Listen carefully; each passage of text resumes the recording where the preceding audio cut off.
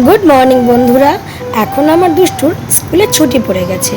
আমি আর বর্মশাই এখন যাচ্ছি বাজারে ছোট বাসরের জন্য ডাব কিনতে যাচ্ছি। তো সকাল সকাল বর্মশাইয়ের সঙ্গে বেরোনোর মজাই আলাদা। তারপর ডাব নিয়ে সোজা চলে আসলাম একটু মাংস নিতে, কারণ আজকে রবিবার, তো সানডে মানেই মাটন। তো সানডে মানডে কোনো ব্যাপার নয় বন্ধুরা, আমাদের মনে করলেই আমরা মাটন খাই। তারপর চলে আসলাম একটু চিকেন নিতে দুষ্টুর জন্য, কারণ দুষ্টুকে আমি মটনটা খুব একটা বেশি এখন প্রেফার করি না, কারণ হাই প্রোটিন তো, তাই জন্য। তো বন্ধুরা চলে এসেছি বাড়িতে, এসে রান্না বান্না বসিয়ে দিয়েছি। আজকে করবো হচ্ছে খাসির মাংসের পাতলা ঝোল, আর এখানে হচ্ছে এই যে পেঁয়াজ দিয়ে মুসুরির ডাল, আর করবো হচ্ছে বেগুন ভাজা। আর একটা ডিশ করবো, এটা করবো কড়াই চিকেন। কী কী রান্না করছি চলো বোনের সঙ্গে আজকে শেয়ার করবো। রেসিপি না, রান্না করার পর বোনের সঙ্গে শেয়ার করবো। আর চেষ্টা করবো যে কড়াই চিকেনের রেসিপিটা তোমাদের সঙ্গে শেয়ার করার। তো বাজারে তো বন্ধুরা আমি যাই, কিন্তু বর্মশাইয়ের সঙ্গে যখন যাই তখন খুব ভালো লাগে। এখন বর্মশাই আমার একটু ভালো হয়ে গেছে, তো আরোই আমাদের খুব আনন্দ। তো দেখো এখানে আমি চিকেনটা কিন্তু বন্ধুরা সাদা তেলের মধ্যে কড়াইতে দিয়ে একটু ভাজা ভাজা করে নেব, কারণ কড়াই চিকেনের রেসিপিটা করার সময় কিন্তু সাদা তেলেই কিন্তু ভালো হয়। আর এখানে নিয়ে নিয়েছি আমি ক্যাপসিকাম, পেঁয়াজ, কুচনো লঙ্কা, কুচনো টমেটো আর টক দই।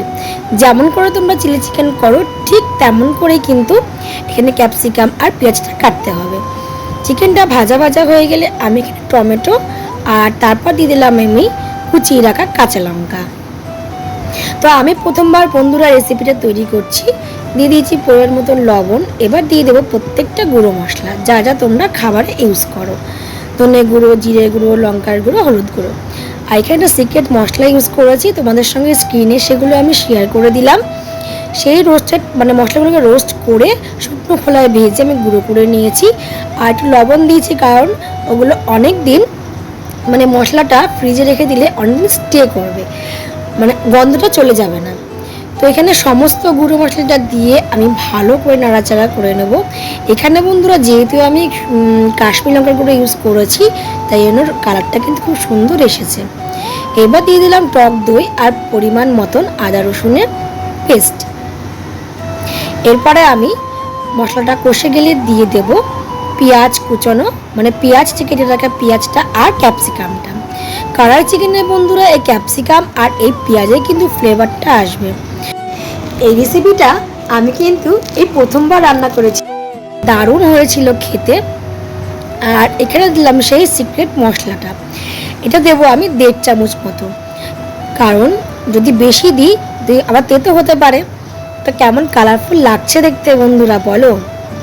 তোমরা অবশ্যই কিন্তু একদিন বাড়িতে ট্রাই করে দেখো। লাচ্ছা পরোটা আর রুমালি রুটির সঙ্গে কিন্তু খেতে এটা দারুণ লাগে।